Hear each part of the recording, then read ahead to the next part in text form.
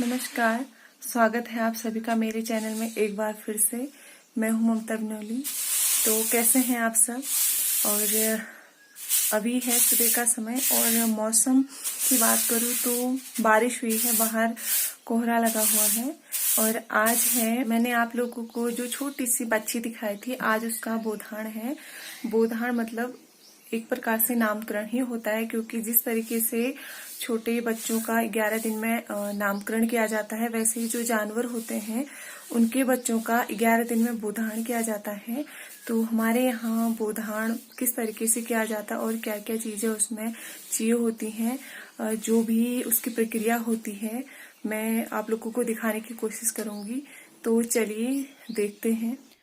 तो पतिदेव लगे हैं यहाँ पे सब्जी काटने में। चलते हैं अंदर की ओर। डेली पूजन कर लिया है। भाभी ने पूरे घर की लिपाई गाय के गोबर और मिट्टी से कर ली है। अभी भाभी बना रही है किचन में पूरी और बड़, जो कि बोधान देवता के लिए बन रहे हैं स्पेशली, क्योंकि बोधान देवता को जो पूरियाँ और बड़ चढ़ाए जाते हैं वो अलग से बनाए जाते हैं। जो बड़ बोधान देवता को चढ़ाए जाते हैं वो बिना हल्दी वाले चढ़ाए जाते हैं। और ये हैं मेरे भैया, जो कि यहाँ पर जो बोधान के लिए जो भी सामग्री चाहिए होती है वो तैयार कर रहे हैं। यहाँ पर बोधान देवता का मंदिर भी बनाएंगे। जब तक भैया तैयारी करते हैं तब तक हम बाहर देख के आते हैं। ये है मेरे पिताजी, जो बना रहे हैं धनुष बाण के लिए रस्सी, क्योंकि जो जानवरों के देवता होते हैं वो एड़ी देवता होते हैं, उनके लिए बोधान देवता के मंदिर में धनुष और बाण भी रखा जाता है। और उसके साथ ही छोटे जो बच्ची है उस बच्ची के लिए गयों बना रहे हैं। गयों बोला जाता है उस रस्सी को जिससे जानवर बांधे जाते हैं। और ये जिस चीज़ से बनाए जाते हैं गयों, उसे बोलते हैं हमारी भाषा में लुहैत। ये लुहैत भांग के या फिर भीमल के होते हैं। और जो सभी हरी पत्तियां आप लोगों को दिख रही हैं वो पत्तियां हैं दूधिल की। तो धनुष बनाने के लिए दूधिल की टहनी का प्रयोग किया जाएगा। और जो इसकी पत्तियां हैं उन पत्तियों से पुड़ियाँ बनाई जाएंगी, जिनमें बोधान देवता के लिए भोग रखा जाएगा।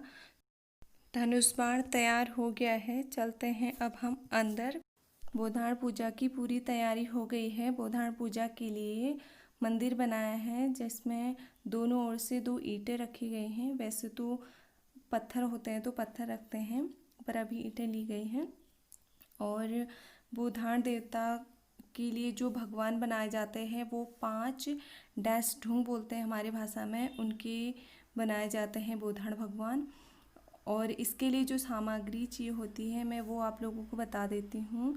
पीठा, अक्षत, चंदन, धूप, पाती, दूब और पजगब, बड़, पूरी, घी के बत्तियाँ, फूल और गाय का दूध, गाय का दही, गाय का घी और गाय की जो दही होती है उसकी मलाई, गाय का गोबर और गाय का गोंत, पूरी सामग्री, इतनी सामग्री लगभग चाहिए होती है। और इसके साथ ही गाय के दूध से बनी हुई खीर, और इसको सब बोधान देवता को चढ़ाया जाता है। उसके बाद पूजा की जाती है।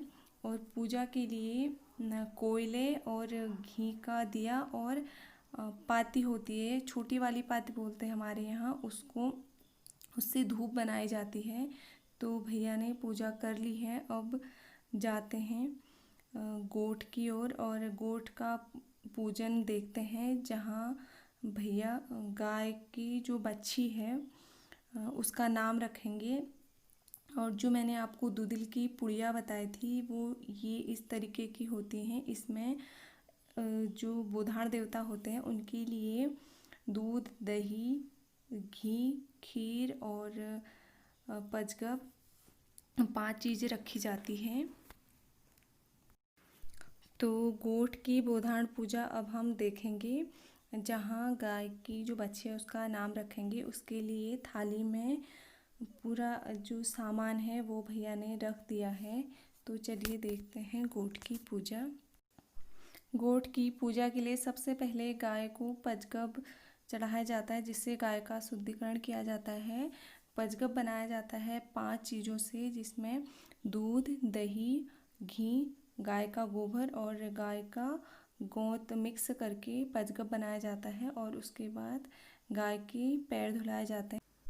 गाय को टीका, चंदन, अक्षत लगाकर गाय की पूजा की जाती है और उसकी आरती उतारी जाती है। जैसे कि हिंदू धर्म में गाय को गौ माता माना जाता है, तो गाय का पूजन तो वैसे भी करते हैं, तो गोधान में भी किया जाता है उसी तरीके से। और बच्ची की भी पूजा की जाती है, जो छोटी बच्ची होती है। और उसके बाद गाय को खाना खिलाया जाता है। और इस तरीके से गोधान की जो पूरी प्रक्रिया है वो की जाती है।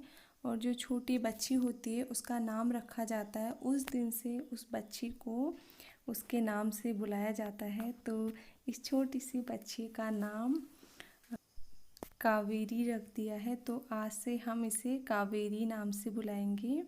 और जब भी इसे बांधना होगा, ये भागेगी, तो इसके गले में जो गयों बांधा जाता है उससे इसको पकड़ने के लिए सज होती है। तो वैसे ये गयों लगाने की जो परंपरा है वो इसलिए होती है क्योंकि जो छोटे गाय के बच्चे होते हैं उनको गोधान के बाद ही बांधा जाता है, इसीलिए इस दिन से इसके गले में गयों लगाया जाता है। ये है हमारी छोटी सी कावेरी। और गाय का गोधान की जो प्रक्रिया थी वो पूरी हो गई है। तो गोधान की प्रक्रिया पूरी हो गई है। अब बच्चों का भोजन शुरू हो गया है। और गोधान की खीर खास मानी जाती है, तो बच्चे खीर खा रहे हैं। और यहाँ पर मेरी चाची और मैं, हम दोनों मिलके पूरी बना रहे हैं, क्योंकि गांव में रिवाज होती है कि जब भी गोधान होता है पूरे अपने परिवार को खिलाया जाता है। अभी जो स्थिति है उसे देखकर खिलाया तो नहीं जाता है, किसी को खाने पे नहीं बुलाया था, लेकिन परिवार के जो भी सदस्य हैं उनके वहाँ पर पूरियाँ, बड़ और खीर बांटेंगे। क्योंकि जब निमंत्रण में नहीं बुलाते हैं तो गांव की रिवाज है कि वहाँ पर गोधान के दिन खीर और पूरी और बड़ ज़रूर दिया जाता है। ये हमारे उत्तराखंड की एक रिवाज ही है गांव की, तो इसलिए हम ज़्यादा पूरियाँ बना रहे हैं बांटने के लिए। पूरियाँ हमारी थोड़ा सा बन गई है और साथ ही हम बना रहे हैं बड़। बड़ की रेसिपी मैं आप लोगों के साथ कभी फिर शेयर करूँगी। बड़ बहुत ही स्वादिष्ट होता है और उत्तराखंड में तो ये हर शुभ काम में बनाया जाता है।